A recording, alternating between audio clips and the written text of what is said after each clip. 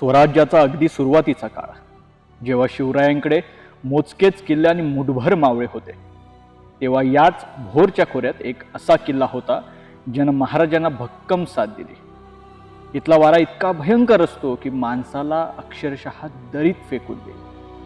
पण याच रौद्र वाऱ्यात ताठ मानेने उभा आहे एक विचित्र किल्ला, ज्याने गनिमांचे कित्येक घाव आपल्या छातीवर झेलले. पुरंदरच्या तहात महाराजांना जे 23 किल्ले औरंगजेबाला द्यावे लागले, त्यातलाच हा एक. या गडानं कान्होजी जेदे यांच्यासारख्या अत्यंत एकनिष्ठ घराण्याची स्वामी भक्ती पाहिली. या गडाचं नाव जितकं वेगळं आहे, तितकाच याचा इतिहासही थरारक आहे. नमस्कार मंडळी, रोडविल राणे या यूट्यूब चॅनलवर तुमच्या सगळ्यांचं स्वागत आहे. आपण आपल्या डिटेल व्हिडिओमध्ये आलेलो आहोत.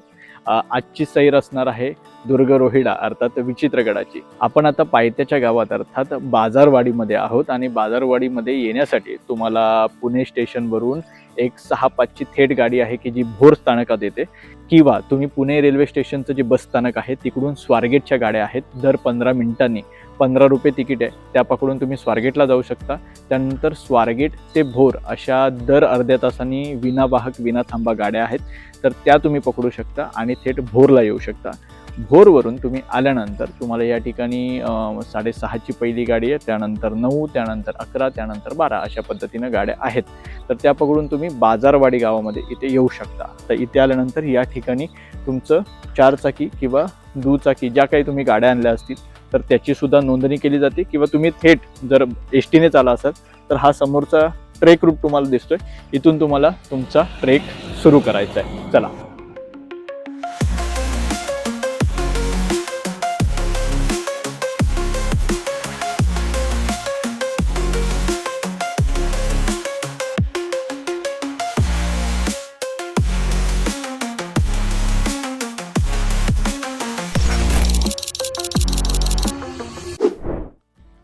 आणि हो, आता मी नोंदणी जे म्हटलं, अर्थात तुम्ही तुमची पर्सनल व्हेकल जर तुम्ही घेऊन येत असाल, तुमची वैयक्तिक गाडी घेऊन येत असाल तर त्या ठिकाणी तुमची नोंदणी होते. तुम्हाला थेट गुगल मॅपवर बाजारवाडी असं टाकायचं आहे, तर त्या ठिकाणी येऊन तुम्ही पोहोचता आणि मग तिकडे तुम्ही नोंदणी करून ट्रेक सुरू करायचा असतो. चला.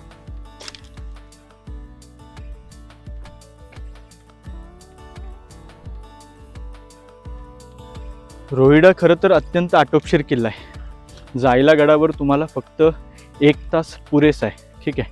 पण सोबत टोपी असू दे किंवा बंडाना असू दे, पाणी तर मस्ट आहे. कारण एकतर वाटेत कुठेच झाडं नाही आहेत, त्यामुळे तुम्हाला प्रचंड रखरखत्या उन्हाचा सामना करावा लागू शकतो, ठीक आहे.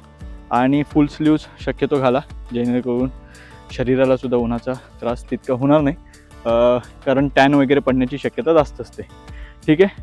तर आता रूट्स चढूया. फार काही म्हणजे तसं काही कठीण असं नाही आहे. तुम्हाला नॉर्मल चढत थोडं पुढे गेल्यानंतर फक्त जरा चढण लागते, पण तीही अगदी नॉर्मल आहे. मध्ये 1-2 हे आहेत रेलिंग्स वगैरे लावलेले आहेत, ठीक आहे. या वाटेत ही तुटकी पडकी लोखंडी बाकडं आपल्याला लागतात, ज्याचा किमान आधार आपल्याला बसण्यासाठी मिळू शकतो.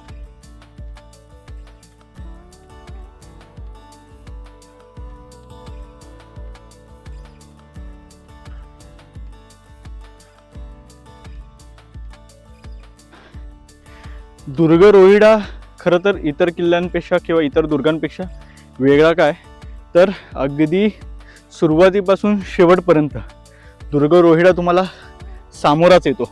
म्हणजे वाट हरवण्याची, कुठेतरी भरकटण्याची शक्यता 0 आहे. थेट तुमच्या समोर आहे, किती चढायचं आहे स्पष्ट समोर ध्येय दिसत राहतं. बघताना सोपं वाटतं की अरे अर्ध्या तासात होऊन जाईल, नाही, किमान 1 तास तर लागतोच. चला.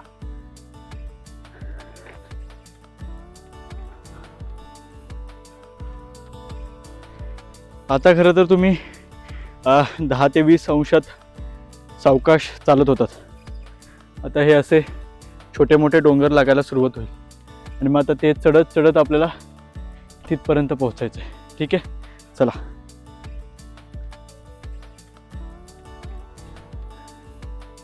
या टप्प्यावर तुमच्याकडे दोन्ही पर्याय उपलब्ध आहेत. हा डोंगर सुद्धा तुम्ही चढून जाऊ शकता, म्हणजे जी छोटीशी टेकडी आहे ती, आणि हा बघा उजवीकडे एक छोटीशी वाट जाते, तीही फिरून तिकडेच येणार आहे. त्यामुळे दोन्ही ठिकाणाहून गेलात तरी एकाच ठिकाणी पोहोचणार आहात. ठीक आहे, आपण या बाजूने जाऊया. या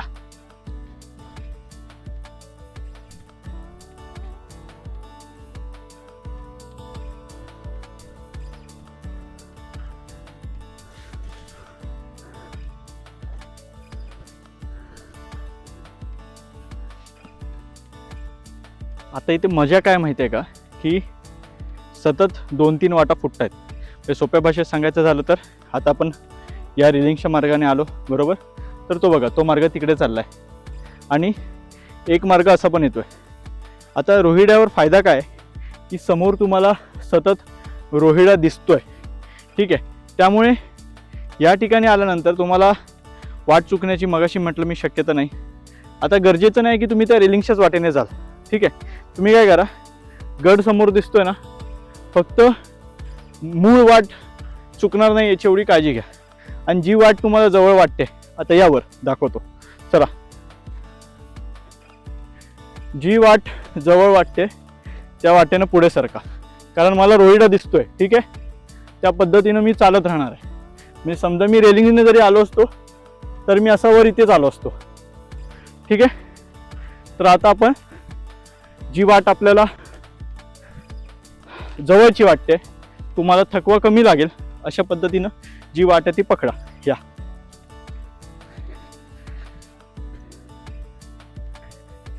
हे बघा, रेलिंग्स पकडून तुम्ही इथूनच येणार होतात. ठीक आहे,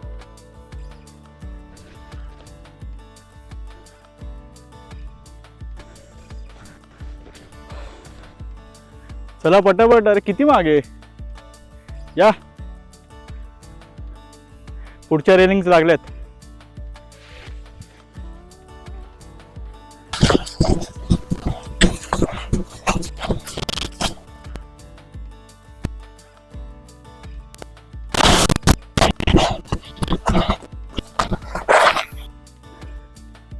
थोडं रिस्की आहे, पण पहिल्या हॉल्टसाठी ठीक आहे. तर सकाळी नाश्ता करायला नाही मिळाला, त्याच्यामुळे विचार केला की हां, खरं तर गडाचे जे गडपाल आहेत ते खाली बाजारवाडीमध्येच राहतात. ठीक आहे, तर त्या काकांना आम्ही म्हटलं होतं की वर येताना आमच्यासाठी पोहे वगैरे घेऊन या, चहा तर ते वरतीच बनवून देतो बोलले. त्यांचा नंबर मी इकडे देतो. ठीक आहे, मग तुम्ही त्यांच्याशी संपर्क साधू शकता काही असेल तर. आणि गडावर ना एक संस्था कमाल काम करते. म्हणजे मी अनेक संवर्धन संस्था पाहिल्यात, पण हिचं काम जरा वेगळंच आहे. ते गडावर जाऊन पाहूया आपण. ठीक आहे, तुर्तास जरा दम खाऊया, थोडं पाणी पितो आणि मग मला म्हणजे आम्ही असा विचार करतो की थेट गडावरच जाऊन काय जी काय न्याहारी करायची ती गडावर जाऊनच करूया. तुर्तास थांबतो. ठीक आहे,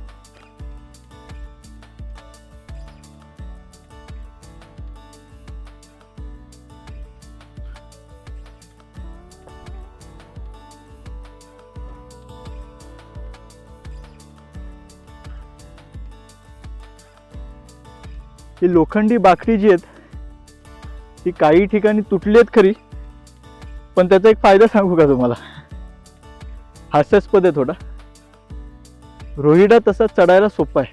ठीक आहे, म्हणजे कमी अंतर आहे, समोर दिसत राहतो, त्याच्यामुळे आपण पोहोचतोच आहे असं वाटतं, त्यामुळे आपण पटपट चालत राहतो.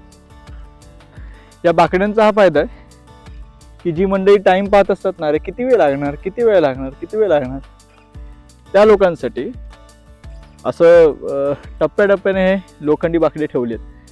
म्हणजे ते बाकडं पाहायचं आणि त्या बाकड्यापर्यंत जायचं आणि येऊन बसायचं, पटकन आराम करायचा, मग पुन्हा निघायचं. तर त्यासाठी म्हणून हे बाकडं चांगलं आहे. 9 पण नाही वाजलेत अजून सकाळचे. फक्त सूर्यदेवतेकडे बघा जरा, म्हणजे अशी आग ओकतायत, भयानच आहे. आता दुसरी महत्त्वाची गोष्ट म्हणजे एकतर रोहिड्याच्या या संपूर्ण ट्रेक रूटमध्ये झाडं जवळपास नाहीच आहेत, त्याच्यामुळे सावलीचं ठिकाणच नाही आहे तुमच्यासाठी. ठीक आहे,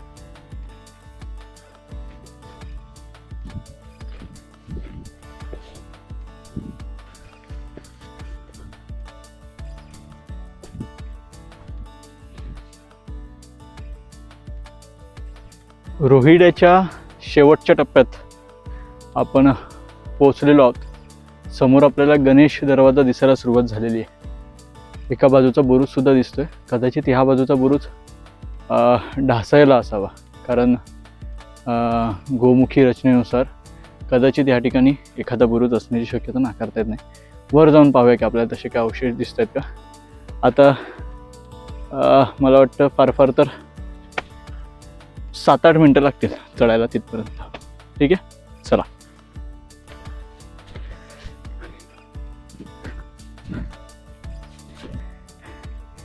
या ठिकाणी आलात की तुम्हाला दोन्ही खुणा दिसतील. एक ती बघा, त्या बाजूची एक आणि या बाजूची एक.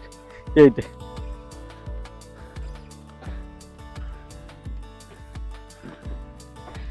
दोन्ही बाजूनी पुन्हा वरच पोचणार आहात. या चला.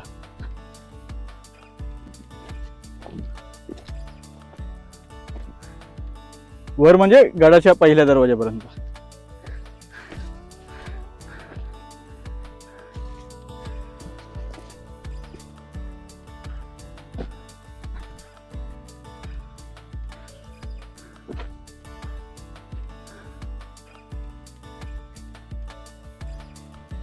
रोहिड्याचा पहिला दरवाजा म्हणून गणेश दरवाजाची ओळख सांगितली जाते. या बाजूला जर तुम्ही पाहाल तर मगाशी आपण खालून पाहताना मी तुम्हाला म्हटलं होतं की गोमुखी रचनेची एक थोडी पद्धत दिसते, पण एक बुरुज पडल्यासारखा जाणवतोय. तर तो पहिल्या दरवाजाचा नाही, दुसरा दरवाजाचा आहे. अर्थात रोहिड्यावर जे तिन्ही दरवाजे आहेत तर ते काटकोनात वळवलेले आहेत. म्हणजे समजा आता इथून आपण आतमध्ये आलो, ठीक आहे, ही सरळ ओळ आणि काटकोनात ओळ, म्हणजे दुसरा दरवाजा ह्या ठिकाणी आहे त्या बाजूला. आता तिथे पुढे गेल्यावर तुम्हाला दिसेल. ठीक आहे, आणि पुन्हा तिसरा दरवाजा तसाच काटकोनात ओळवलेला आहे. आता या दरवाजाची वेगळी गोष्ट जर तुम्ही म्हणाल तर हा जो भाग आहे ना, हा सुटावलेला दिसतोय बघा. बघा, म्हणजे मूळ दरवाजाचा किंवा बुरुजाचा भाग हा आहे आणि हा नंतर ना कदाचित या ही जी रचना आहे याला टेकू देण्यासाठी म्हणून हे बघा सेम प्रकार इथे पण केलेला आहे. कारण हा भाग बघा ना, हा पूर्ण, आणि बरं आल्यावर काळजी सुद्धा घ्या, कारण या ठिकाणून कधीही हा भाग कोसळण्याच्या अवस्थेत दिसतोय. म्हणजे हा बघा, हा इथून पूर्ण असा कल्ला आहे, या बाजूला पूर्ण क्रॉस झालाय, कधीही भाग पडू शकतो. त्याच्यामुळे रोहिड्यावर जेव्हा याल तेव्हा अत्यंत जपून इथून आतमध्ये जाताना फक्त पहा की काही दुर्घटना घडणार नाही. ठीक आहे. आता गणेश दरवाजा का म्हटलं जातं, कुठल्याही प्रवेशद्वाराजवळ ही जी आडवी पट्टी असते त्याला उत्तन किंवा लिंटेल म्हटलं जातं. या लिंटेल किंवा उत्तनच्या मध्यभागी हा जो कोरीव भाग असतो त्याला ललाट बिंब म्हटलं जातं. आता ललाट म्हणजे कपाळ आणि बिंब म्हणजे आपण कपाळाच्या मध्यभागी जे कुंकू रेखतो त्याला आपण ललाट बिंब असं म्हणतो. म्हणजे ललाट बिंब हा खऱ्या अर्थाने एखाद्या प्रवेशद्वाराचा कपाळावरचा अलंकार असं म्हणायला हरकत नाही. आता या ललाट बिंबामध्ये जे शिल्प कोरलं जातं त्यावरून त्या ललाट बिंबावर कुठली पट्टी हे ठरवलं जातं. आता या ललाट बिंबामध्ये जर गणरायाची प्रतिमा कोरली असेल तर ती गणेश पट्टी. आलं लक्षात? म्हणजे हे आहे लिंटेल, लिंटेलच्या मध्ये ललाट बिंब आणि ललाट बिंबामध्ये गणेशाची प्रतिकृती असेल तर ही गणेश पट्टी. आता गणपती बाप्पाच का, तर भारतीय संस्कृतीनुसार आणि वास्तुशास्त्रानुसार गणरायाला आपण विघ्नहर्ता आणि मंगलमूर्ती मानतो. आता गडाचा महादरवाजा म्हणजे गडाचा श्वास. बरीच मंडळी या ठिकाणून ये जा करत असतात, त्यामुळे महादरवाजा किंवा असा बिनीचा दरवाजा जी गडाची सुरुवात असते त्या ठिकाणाहून कुठल्याही वाईट शक्तीनं किंवा कुठल्याही विघ्नानं प्रवेश करू नये म्हणून संरक्षक देवता म्हणून गणराया त्या ठिकाणी बसलेला असतो. आणि मंगलमूर्ती म्हणून जेव्हा गडावरचे मावळे एखाद्या मोहिमेला बाहेर पडत असतात त्यावेळी त्यांना आशीर्वाद मिळावा या हेतूनं या ठिकाणी गणेशपट्टी कोरण्याची ही प्रथा सुरू झाल्याचं आपल्याला पाहायला मिळतं. त्यामुळे गणेशपट्टी हा केवळ शोभेचा भाग नसून ती संरक्षक देवता म्हणून त्या ठिकाणी बसवलेली आहे. त्यामुळे शिवकाळात किंवा उत्तर शिवकाळामध्ये आपल्याला अनेक गडकोटांवर, अनेक महादरवाज्यांवर किंवा कुठल्याही देवळाच्या प्रवेशद्वारावर ही गणेशपट्टी कोरल्याचं पाहायला मिळतं. आता तुम्हाला प्रश्न पडेल की या ललाट बिंबावर नेहमीच गणेशपट्टी कोरलेली असते का, तर तसंही नाही आहे. गणेशपट्टीच्या व्यतिरिक्त आणखीन 3 प्रमुख प्रकार आपल्याला या ठिकाणी पाहायला मिळतात. पहिलं म्हणजे गजलक्ष्मी, दुसरं म्हणजे एखादा आराध्य दैवत आणि तिसरं कमळ किंवा कलश. ठीक आहे. आता गजलक्ष्मीचं हे जे शिल्प आहे ते आपल्याला बऱ्याचदा प्राचीन मंदिरांच्या प्रवेशद्वारावर किंवा एखादं विशेष प्रवेशद्वार असेल तर त्या ठिकाणी ही गजलक्ष्मी कोरलेली आपल्याला पाहायला मिळते. आता हे शिल्प नेमकं असतं कसं, तर मध्यभागी असते लक्ष्मी आणि तिच्या दोन्ही बाजूला असतो हत्ती हा प्राणी. हा हत्ती किंवा गज हा प्राणी आपल्या सोंडेनं पाण्याचा वर्षाव या देवीवर करत असतो. आता गजलक्ष्मी म्हटल्यानंतर ती आपण संपत्ती, ऐश्वर्य, समाधान याचं प्रतीक मानतो. त्यामुळे बऱ्याचदा अनेक राजवाड्यांवर ही गजलक्ष्मी कोरल्याचं आपल्याला पाहायला मिळतं. दुसरा प्रकार आहे आराध्य दैवत. गडावरच्या राजाचं किंवा एखाद्या सरदाराचं जे आराध्य असेल, म्हणजे शिवपार्वती असेल किंवा नारायण असतील, म्हणजे दशावतार आपण म्हणतो, तर अशा वेगवेगळ्या पद्धतीची शिल्प आपल्याला ह्या आराध्य प्रकारामध्ये कोरलेली पाहायला मिळतात. आणि तिसरा आणि शेवटचा प्रकार आहे कमळ किंवा कलश. कमळ किंवा कलश याला आपण मांगल्याचं प्रतीक मानतो. म्हणजे गडावर जेव्हा, म्हणजे इवन तुम्ही श्रीमान रायगडावर जर पाहिला तर मध्यभागी कलश आहे. आता हे कलश किंवा कमळ असण्याचं कारण काय, तर गडाच्या आतमध्ये प्रवेश केल्यानंतर तुम्हाला सुख, समाधान आणि मांगल्यच दिसेल असा त्याचा अर्थ होतो. म्हणजे एकंदर काय, ललाटबिंबावर गणेशपट्टी असू दे, गजलक्ष्मी असू दे, आराध्य दैवत असू दे किंवा कलश असू दे, एकंदर हा सकारात्मक ऊर्जेचा स्रोत म्हणून आपण या गणेशपट्टीकडे किंवा ललाटबिंबाकडे पाहायला पाहिजे. आता आपण दरवाजाच्या वर असलेल्या गणेशपट्टीबद्दल माहिती जाणून घेतली, पण त्या व्यतिरिक्त आणखीन एक भयानक चेहरा आपल्याला विविध दरवाजांच्या कमानीवर, महिरपीवर आपल्याला पाहायला मिळतो. तो चेहरा म्हणजे कीर्तिमुखाचा. म्हणजे एक असा भयंकर चेहरा असतो ज्याचे डोळे वटारलेले असतात, तोंड उघडं असतं आणि मोठे सुळे बाहेर आलेले असतात. अनेकदा त्याच्या तोंडातून वेली बाहेर आल्याचं सुद्धा आपल्याला पाहायला मिळतं. हा भयानक चेहरा आहे कीर्तिमुखाचा. कीर्तिमुखाबद्दल स्कंद पुराणामध्ये एक गोष्ट सांगितली जाते. जालंधर नावाच्या राक्षसानं राहूला भगवान शिवांवर हल्ला करण्यासाठी पाठवलं. आता शिवशंकरांना राग अनावर झाला आणि त्यांच्या तिसऱ्या डोळ्यातून एक भयंकर भुकेला राक्षस प्रकट झाला. तो राक्षस राहूला खायला निघाला, पण राहूनं शिवशंकरांची क्षमा मागितली आणि शिवानं त्या राक्षसाला थांबवलं. पण आता त्या भुकेल्या राक्षसानं काय खावं? शिवानं त्याला आदेश दिला की तू स्वतःच शरीर खा. आणि आश्चर्य म्हणजे त्या राक्षसानं स्वतःचे हात, पाय, धड सगळं खाऊन टाकलं आणि उरला तो भाग म्हणजे त्याचा भयानक चेहरा. त्याची ही भक्ती आणि आज्ञापालन पाहून शिवशंकर प्रसन्न झाले आणि त्यांनी त्याला नाव दिलं कीर्तिमुख. शिवाने त्याला आशीर्वाद दिला की माझ्या कोणत्याही मंदिरात किंवा वास्तूत प्रवेश करण्यापूर्वी भक्तांना तुझं दर्शन घ्यावं लागेल. वास्तुशास्त्रानुसार प्रवेशद्वारावरील कीर्तिमुख हे अहंकाराचं भक्षण करणारं प्रतीक मानलं जातं. जेव्हा तुम्ही एखाद्या मंदिरात किंवा एखाद्या गडकोटावर प्रवेश करता तेव्हा तुमचा अहंकार आणि तुमचा मोठेपणा या उंबरट्याच्या बाहेरच ठेवा असा संदेश देणारा हा कीर्तिमुख या गडाच्या प्रवेशद्वारावर अनेकदा आपल्याला कोरलेला पाहायला मिळतो. तसंच गडावर पडणाऱ्या वाईट दृष्टीला किंवा वाईट नजरेला, ज्याला आपण एव्हिल आय सुद्धा म्हणतो, तर अशा दृष्ट शक्तींना गिळून टाकण्याचं काम हा कीर्तिमुख करतो आणि वास्तुशास्त्रात तशी मान्यता आहे. म्हणूनच तो प्रवेशद्वाराचा एक आक्रमक असा संरक्षक देवता मानला जातो. हे जे दरवाजाचा हा जो आतला भाग आहे तो नवीन बांधलेला आहे. दरवाजा सुद्धा संवर्धनाच्या काळामध्ये, संवर्धन कामामध्ये हा नवीन दरवाजा इथे लावलेला आहे आणि तो लावण्यासाठी म्हणून आताच्या ज्या विटा आहेत त्या ठिकाणी वापरल्याचं पाहायला मिळतं. या जुन्या विटा या ठिकाणी आपल्याला पाहायला मिळतात. कारण आता हा जो भाग असा पुढे आलाय तर इकडे हे बघा, ही आगळ अडकवण्याची जागा खरं तर ही इथे होती मूळ दरवाजाची. हा बघा, हा मूळ गडाचा भाग आहे आणि मग इथे आगळ ह्या ठिकाणी अडकवलं जायचं. पण जर तुम्ही इथे पाहाल, हे बघा, हा जो भाग आहे हा नवीन बांधलेला आहे. इथे पण आगळ अडकवण्याची जागा या ठिकाणी आपल्याला पाहायला मिळते. म्हणजे मूळ दरवाजाचा जो भाग आहे दगडी, तो या ठिकाणी आपल्याला पाहायला मिळतोय. ठीक आहे, या ठिकाणी म्हणजे तुम्ही जेव्हा पुन्हा या इथून जेव्हा पाहाल, हे की स्टोन स्ट्रक्चर. ठीक आहे, आता इथून आपल्याला रोहिड्यामध्ये आतमध्ये आपल्याला प्रवेश करायचा आहे.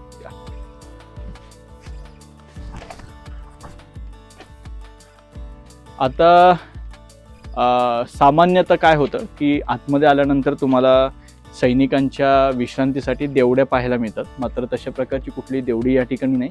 मात्र देवळी एक आहे, एक राऊळ छोटंसं आपल्याला दिसतं. आता ते कुठल्या देवतेचं आहे, गडदेवतेचं आहे, त्याची आपल्याला कल्पना नाही. गडदेवता तर वरती आहे, रोहिळी मल्ल मंदिर आहे. पण आता इथे एक राऊळ आहे छोटंसं, तर त्याचं दर्शन घेऊया. त्या ठिकाणी दिवाबत्तीची सुद्धा सोय आहे आणि अगदी छान पद्धतीनं त्याला घुमटाचा आकार देऊन उत्तम पद्धतीनं ते राऊळ तयार केलेलं आहे. कदाचित ह्या वरच्या भागामध्ये इथे नगारखाना असण्याची शक्यता नाकारता येत नाही. ज्या आरती वरची जी उंची आहे ती या ठिकाणी पहा, ती आपल्याला तिकडे दिसते. आणि फक्त आपला भगवा फडकताना आता आपल्याला पाहायला मिळतोय. ठीक आहे, आता इथून आतमध्ये जाऊया.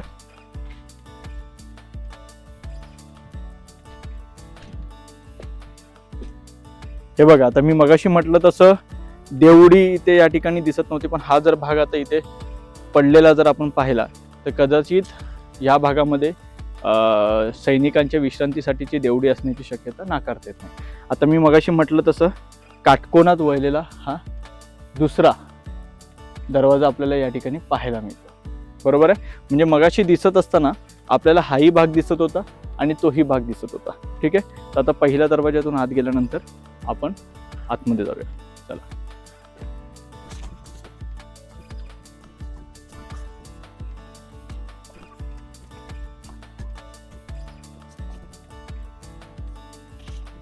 आता पहिल्या दरवाजाला काटकोनात छेदत हा दुसरा दरवाजा आपल्याला पाहायला मिळतो. आता याचं विशेष असं काही नाव आपल्याला इतिहासाच्या संदर्भात सापडत नाही, मात्र या ठिकाणी पंखविहीन शरब आपल्याला पाहायला मिळतात. आता पंखविहीन का, तर शरबामध्ये सुद्धा, शरब शिल्पामध्ये सुद्धा बरेच प्रकार आपल्याला पाहायला मिळतात.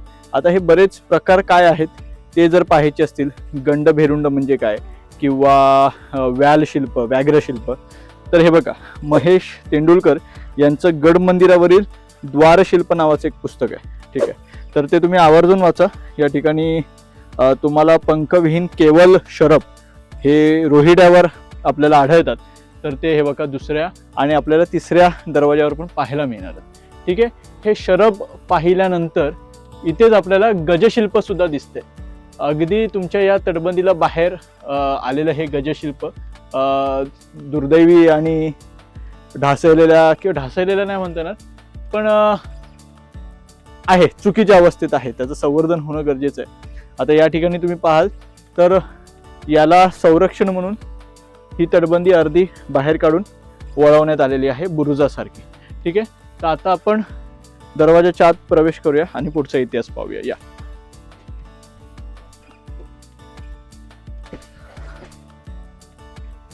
नेहमीप्रमाणे आपल्याला आतमध्ये बिजागरं ह्यावी आपल्याला नाही आहेत. बिजागरांच्या ऐवजी इथे थेट असा छिद्र केले गेलेले आहेत आणि छिद्राच्या आत कदाचित इथे असा दरवाजा असेल.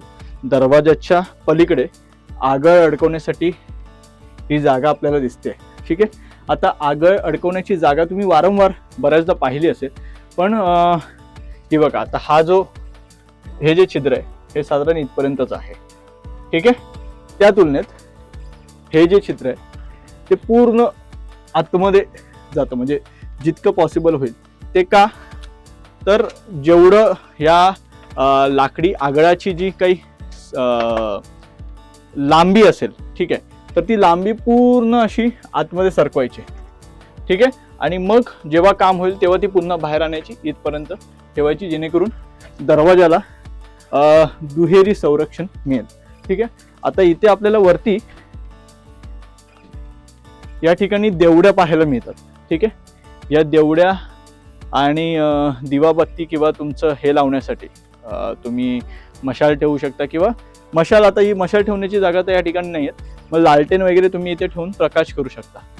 आता इथे कधी रात्री आलात ना, तर शिवदुर्ग संस्थेच्या मार्फत इथे काही ठिकाणी लाईट्स लावलेले आहेत, पण त्या लाईट्सच्या प्रकाशामध्ये मी तो कदाचित फोटो शेअर करतो. खरं तर आपण त्या काळामध्ये मशालीचाच प्रकाश असायचा, तर अगदी तोच फील आपल्याला या ठिकाणी या छोट्या छोट्या लाईट्स लावल्यात, त्या निमित्ताने तो प्रकाश आपल्याला पाहायला मिळतो.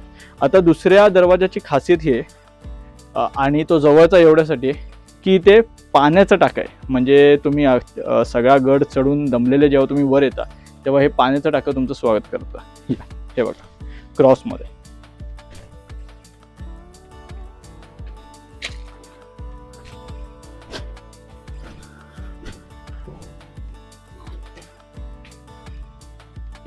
या ठिकाणी आपल्याला पाण्याचं टाकं या ठिकाणी पाहायला मिळतं, अगदी लांबपर्यंत. ठीक आहे, आणि खाली तळ तर तसं पाहायला मिळतं. पण झालंय काय माहिती आहे, तसं पाणी पिण्यायोग्यच आहे, पण दगडगोटे वगैरे पडून वगैरे ते थोडंसं त्याचा स्वच्छपणा जो आहे तो हरवलेला आहे. कारण वरून पण जर तुम्ही पाहाल, त्या इथे दाखवतो,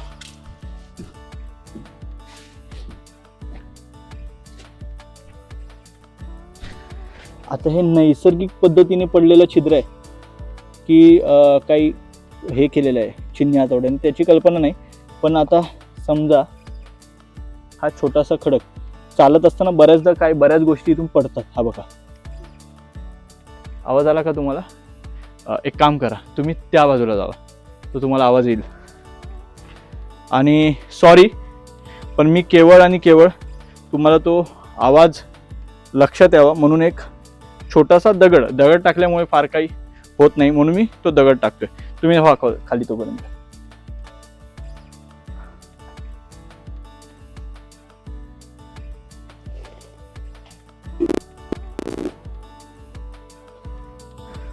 मला वाटतं पाणी हलताना पण तुम्ही पाहिलं असेल आणि तो आवाज सुद्धा तुम्हाला कदाचित आला असेल. तर आता दुसऱ्या दरवाजातून आपण पुढे जाणार आहोत आणि पुन्हा काटकोनात वळून, म्हणजे हा बघा, हा दरवाजा, हा सरळ इकडे, बरोबर, हा सरळ इथे, आणि काटकोनात वळून आपल्याला तो तिसरा दरवाजा पाहायला मिळतोय. तर तिकडे जाऊया, चला. दुसरा दरवाजा पार केल्यानंतर काटकोनात तिसरा दरवाजा दिसतो हे मी मगाशी म्हटलं. पण थोडंसं अंतर चालल्यानंतर इथे उजव्या बाजूला ही जी वास्तू दिसते, जी आपल्याला ओलांडून जायची आहे, त्या ठिकाणी फत्ते बुरुज आहे. पण तिकडे जात असताना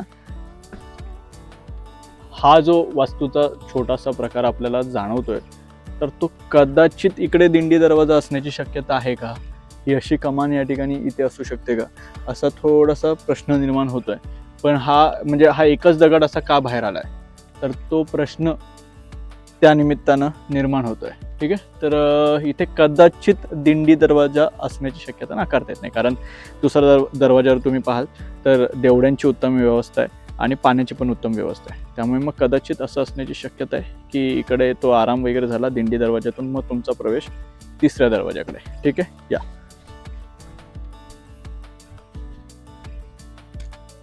आता दरवाजा क्रमांक 2 च्या सुरक्षेसाठी हा फत्ते बुरुज या ठिकाणी उभा करण्यात आलेला आहे.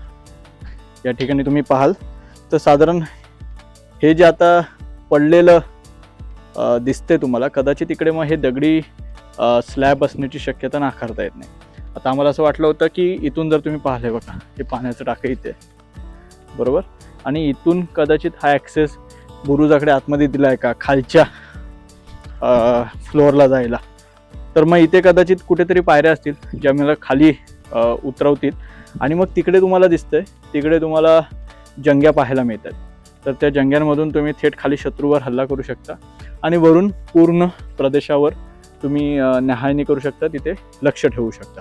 ठीक आहे, आता फत्ते बुरुज का, तर अगदी दुसऱ्या दरवाजा तुम्ही क्रॉस केल्यानंतर किल्ल्यावर जवळपास फत्ते हासिल करू शकता आणि मग त्यामुळे कदाचित फत्ते बुरुज या ठिकाणी या बुरुजाला नाव दिलेलं असण्याची शक्यता नाकारता येत नाही. ठीक आहे, तर आता इथून बाहेर पडूया आणि समोर आपल्याला तिसरा दरवाजा खुणवतोय. खरं तर त्याच्याबद्दल सांगितलं जातं की हा मोहम्मद आदिलशहाच्या काळात बांधण्यात आलेला आहे. तसं का, त्याचं उत्तर तो दरवाजाच देतो. त्यामुळे तिथे जाऊन ऐकूया, चला.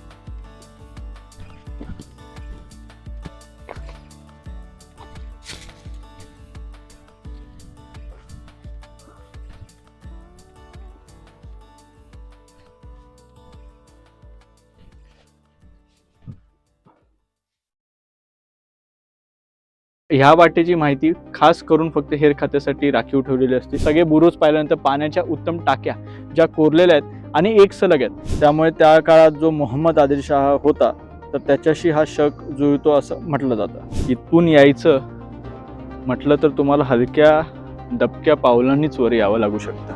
की रोहिड्याचा जो वारा आहे तो अत्यंत भयान असा असतो. महाराष्ट्रामध्ये गड किल्ल्यांना जर जुनं वैभव, गतवैभव प्राप्त करून देता आलं तर त्याच्यासारखं मोठं पुण्य नाही आहे.